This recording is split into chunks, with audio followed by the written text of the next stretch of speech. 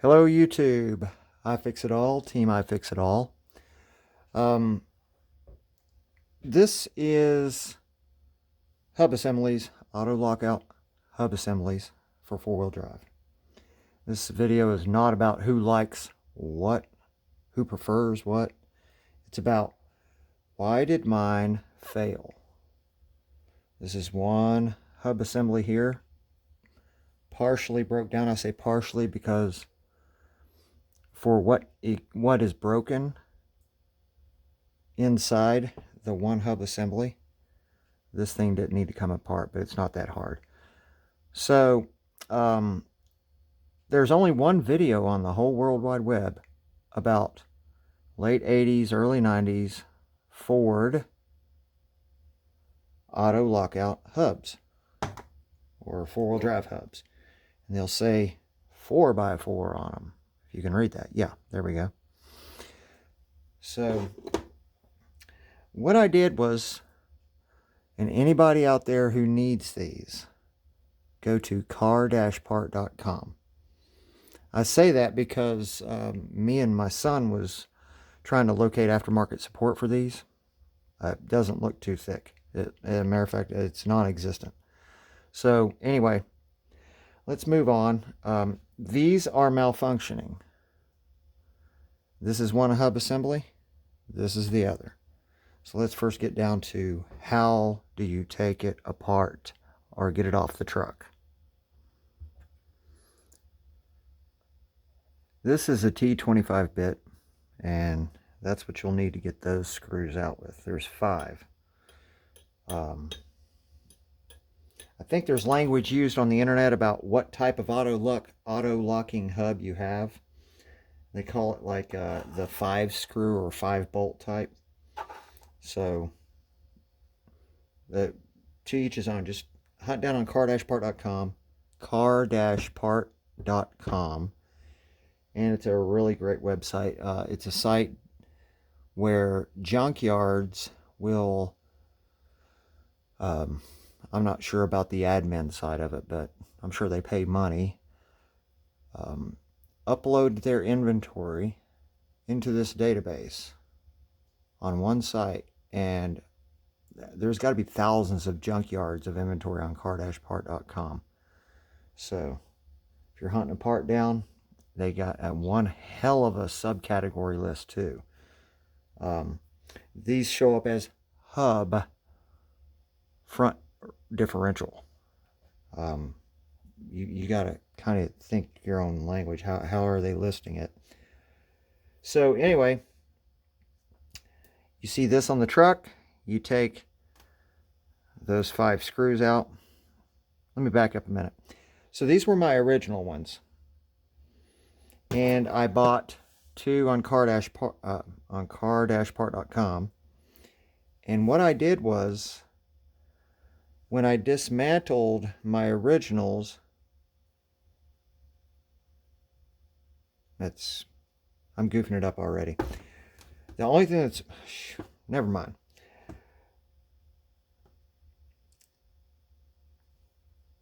I bought the 2 junkyard hub assemblies. And what I did was, I knew that my hubs that I have are working. And I only installed the parts that looked worn out in my old ones. I did that for a couple of reasons. It helps me troubleshoot.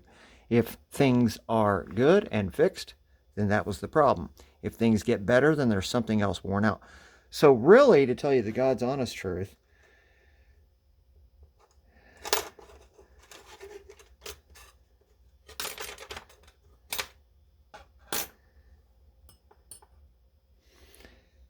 this, and this just shipped to me. I extracted these parts out of the junkyard pieces I received and put them back into my old hub. That's not really so important, but it is if you're troubleshooting, because now I know what I installed in my old hub, because I identified these 3 items in one hub as malfunctioning. and these 3 items in my other hub as malfunctioning. So the parts that came from the junkyard, I took them apart and I compared the wear patterns to mine, and it's like the difference is night and day. So my repair has been a success. I went from buzzing front-wheel drive to intermittent front-wheel drive to mainly never even getting the front driver wheel to engage, and maybe if I'm lucky the front driver wheel engages. And if I go in reverse, there would be no four-wheel drive. Well, now everything's back to normal. So when you're taking this thing off, you use your Torx bit, zip these off, but there is a spring in there. It shouldn't fall out, but it could. Just keep your eye on it. I'm going to put this where it goes. This is a bearing assembly. And it goes right there. Now when you have this thing plugged in to the truck,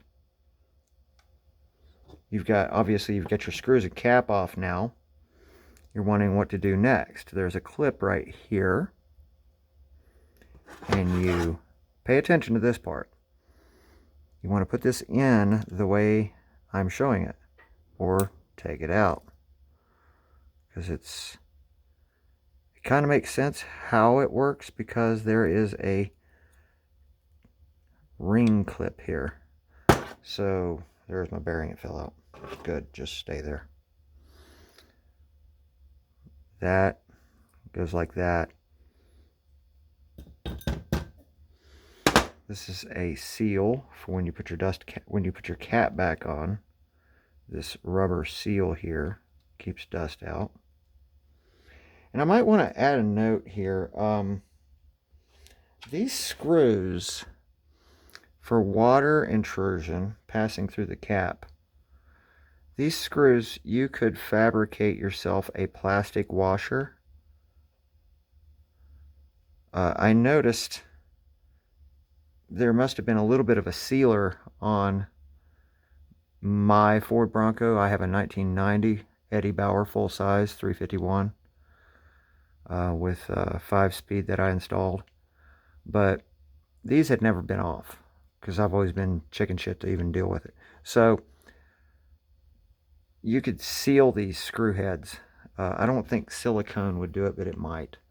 I would probably use like a fish paper washer, a Bakelite washer, something, a fiber washer perhaps. So anyway, this is repaired and this is working. Now it's still in the truck. You've taken your gasket off, you've taken your screws and everything off, your bearing. There's this clip. The way you get the hub assembly out of the truck is let me temporary this back up. You go in with your needle nose and you squeeze the clip together and you pull the whole hub assembly out with this clip squeezed together. All right. I wish that hadn't landed like that. It's like toast and butter. It only had one way it could land. Butter side down. Alright. So what I'm going to do next for the purpose of this video is to get to the parts that got jacked up.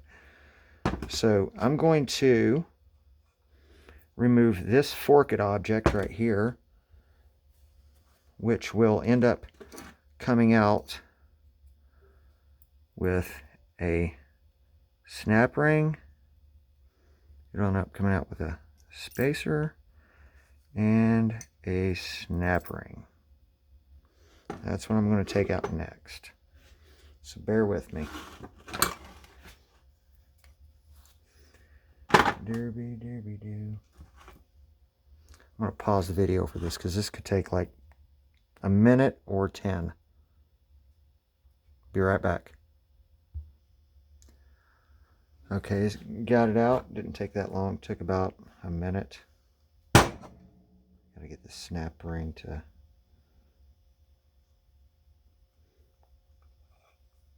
There we go.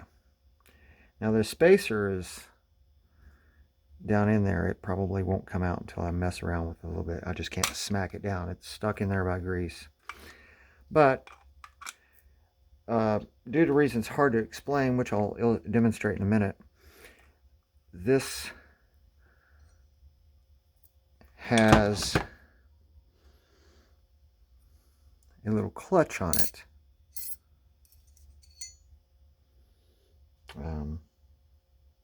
Oh, and there's the spacer. This has a little clutch. I don't know what it does. But you can take this off and check it out all you want. But the reason why I'm pointing it out is because this, you would think this part would just lift right out, but it doesn't. It's hooked in to a device down below it. So I got to roll that out of there. I'm just going to mess around here. I'm going to try to, it's always a good idea to try to figure out how to get this to drop all the way down. Get it out of your way, because after you study this for a little while, you'll understand that having this all the way up is causing you a conflict with stuff.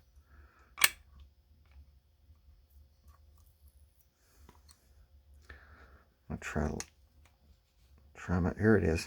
Oh goody, it came out easy. Okay.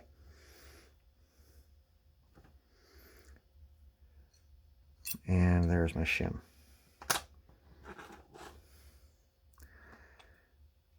You see that little fork? That spring, I mean? It's a spring. Whoops. Turn the camera again.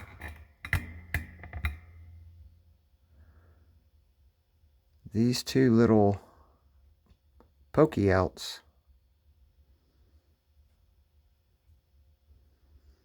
when you install needs to go one on either side of that plastique.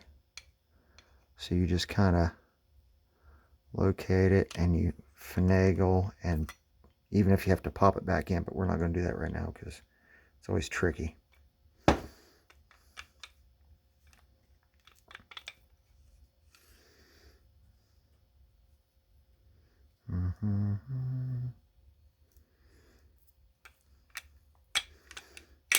Okay.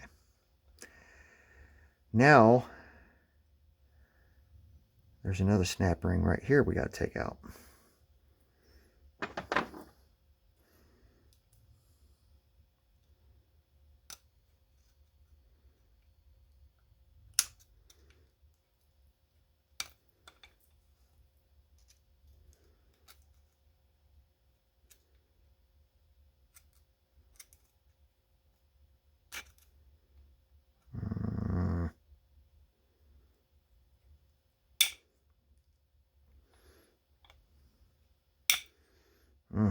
Pausing the video. It might be a minute, it might be 10. Okay, I'm back. I got it started. The snap ring right there. This is an old tool for shoe repair, but it's been a good miscellaneous tool for the garage.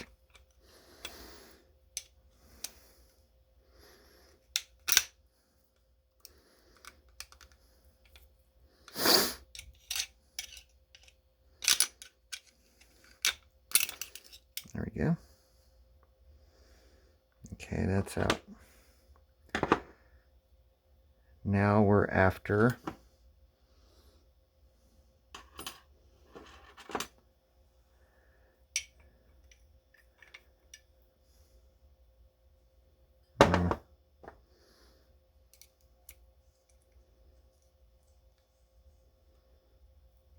had to straighten those out. So now we're after this part, this silver ring right here.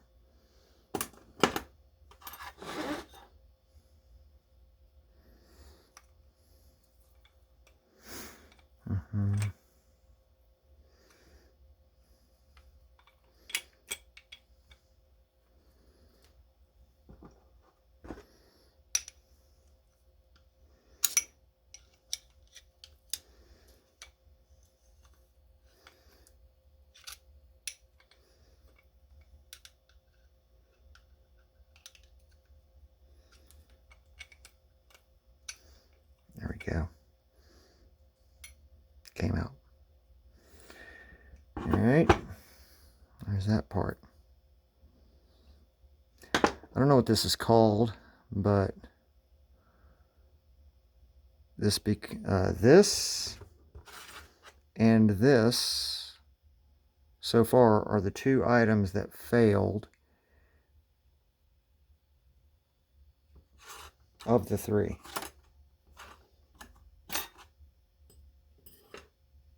These three items failed in my old hub assemblies. 1, 2, 3. 1, 2, 3. So this is the item number 2.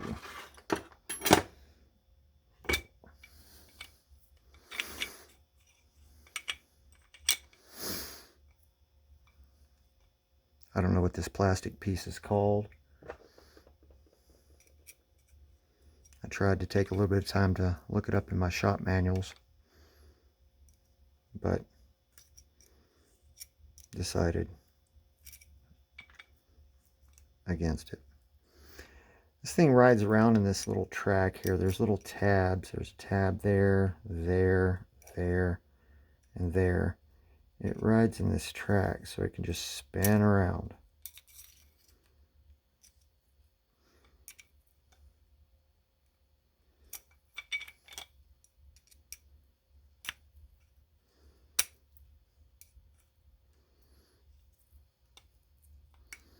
Try to lift up a little bit as you get underneath, pop it out of its tracks.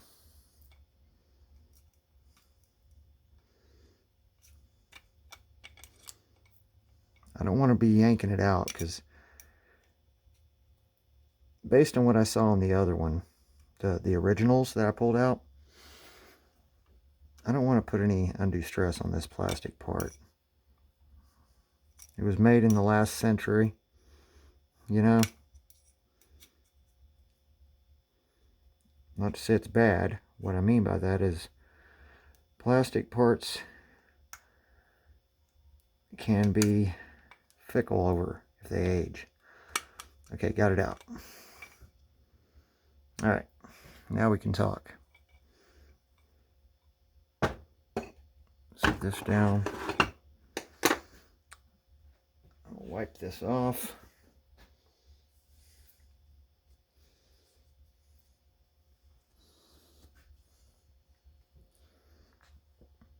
So let's talk about what failed. This is what you need to know.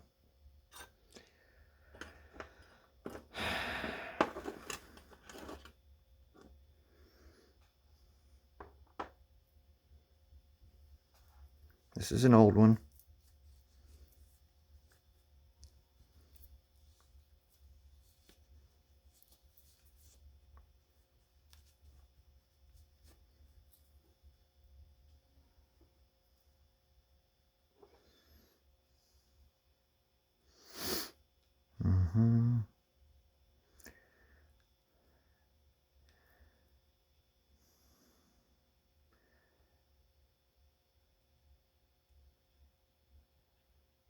Yeah, I know which side. This was the driver. This was the passenger side because it's in better shape. I might actually set that back as a spare. This is the driver's side one. Now, take a look at something. Let me see if this is probably too hard to see on the camera, but it's no longer how do I say it? On the same, it's not flat, it's wavy, it's bent compared to that one.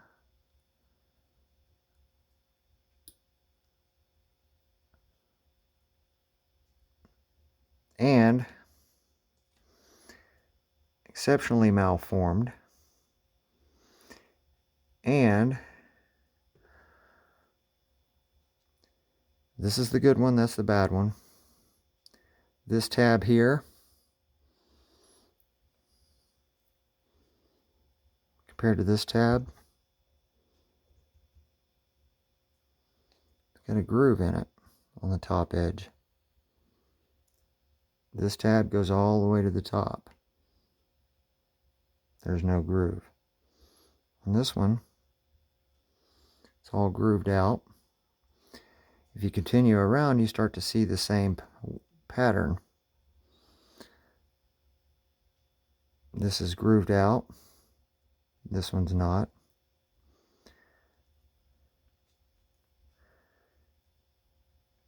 This tab here is no longer squared off. This line is parallel with that one. This one is not. This is grooved off again. This is not. What I mean by grooved off is it's got a low spot right there. Could be anywhere from like 25 thousandths.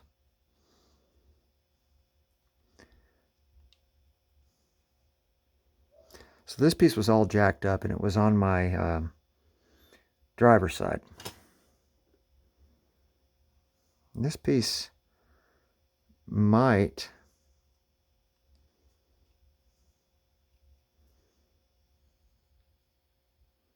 this is barely getting it, but this piece has still got some grooving on it right along there.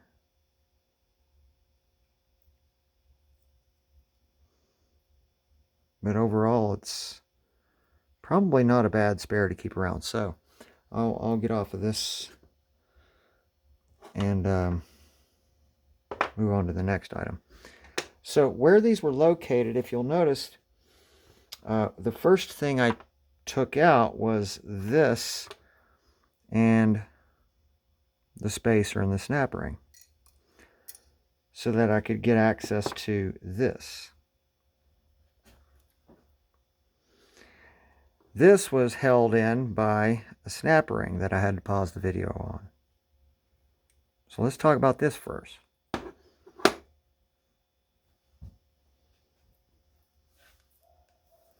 Snap ring, I'll let you have a look at it. Looks flat. See, what's the big deal? Well,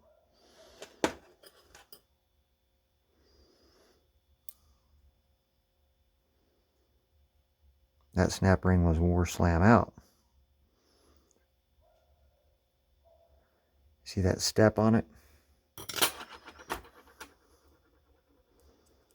Wear pattern.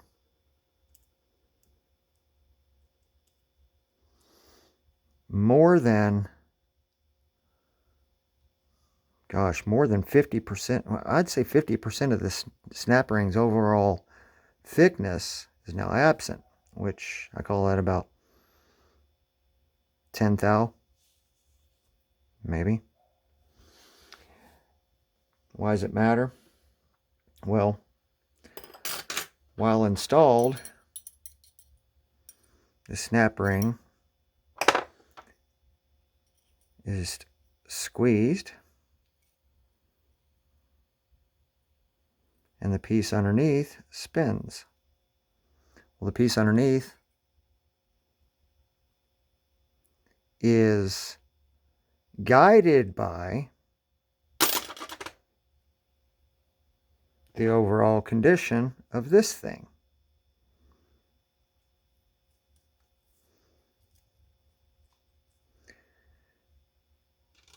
Since this piece was all jacked up, it located this further outboard, because the snap ring wear plus this plastic thing was not letting it be in the correct spot, and it could have had it cantered and tweaked a little bit. So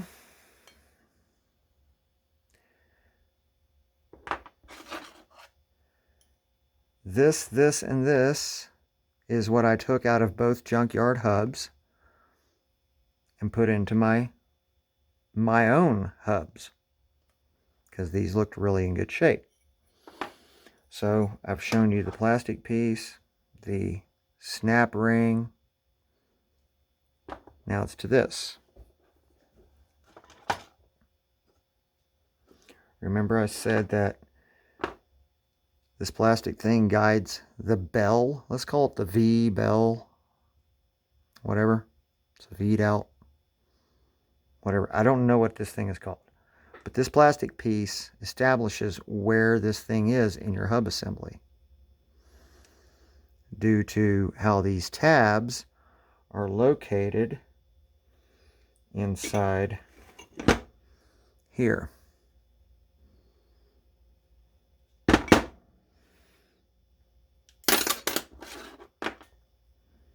So this thing here, let's compare it to one that's wore out.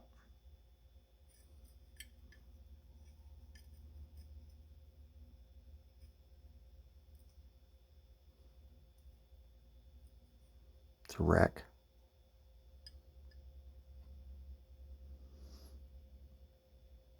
I'm trying to get some good light on it.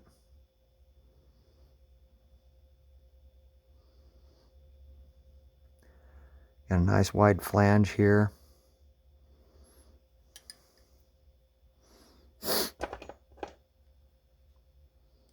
Nice wide flange. Hardly no flange. And it's also talking to us because there's a step. Well, what was going on is this snap ring, which is stepped, was riding on this thing and it was grinding away. So that's what happened with that one. Let's take a look at this one, how worn out it is. You already know how that plastic piece is all jacked up.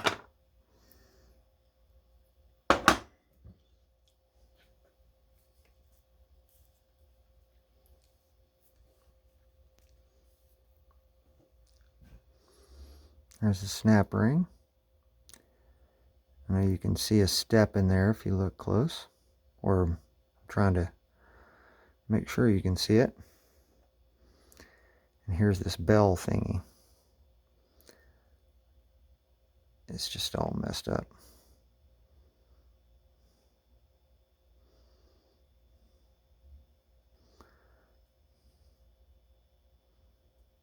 Quite a bunch of metal worn off there. These two additively of wear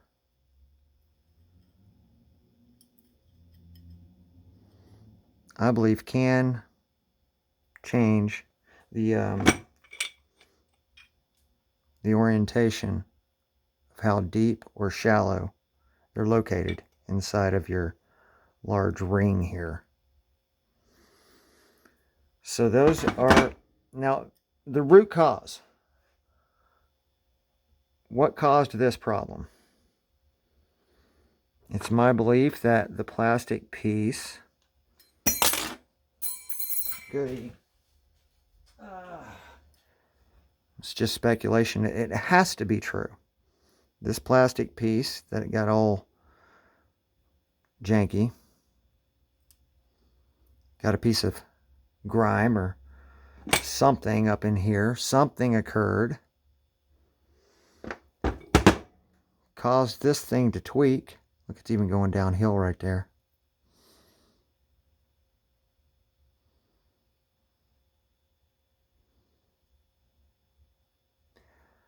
And once this got tweaked and worn out, it allowed this to get all jacked up as well, tweaked and out of alignment, and it's just all downhill from there.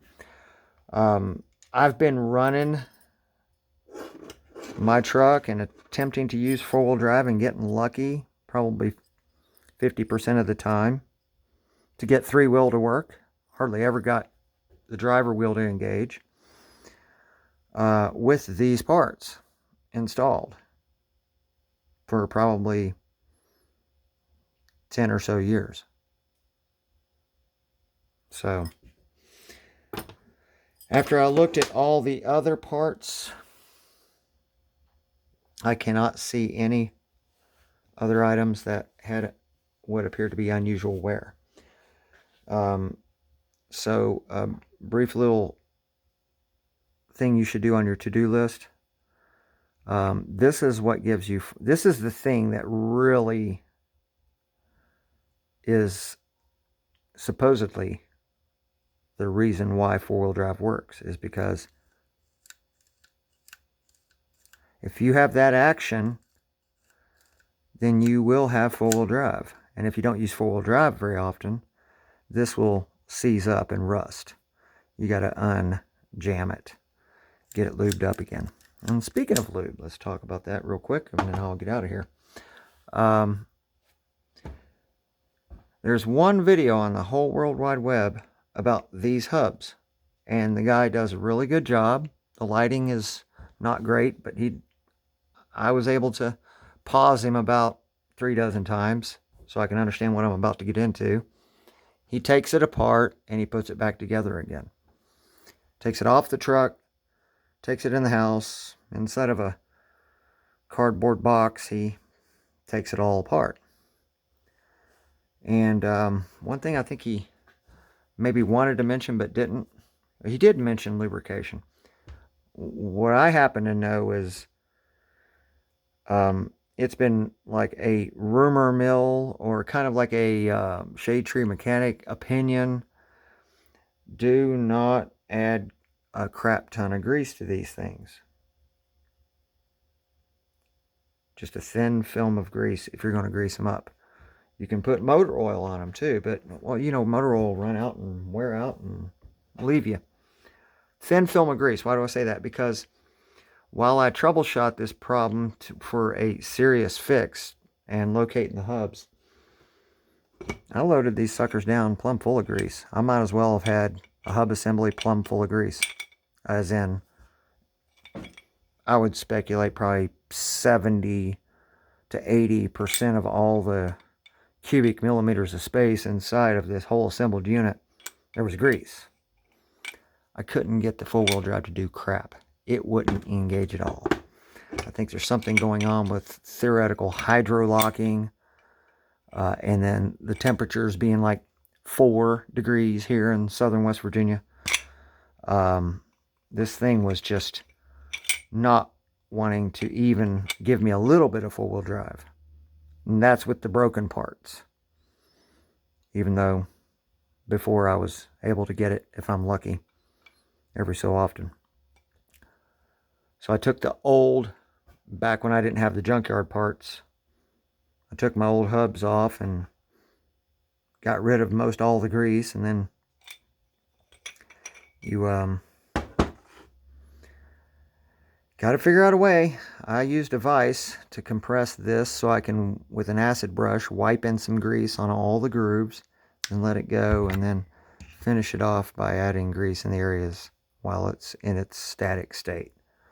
So this part, grease it, and all the other parts, grease those. All the spinny parts, grease those. But you just want to put it on like putting butter on a toast, just a little bit.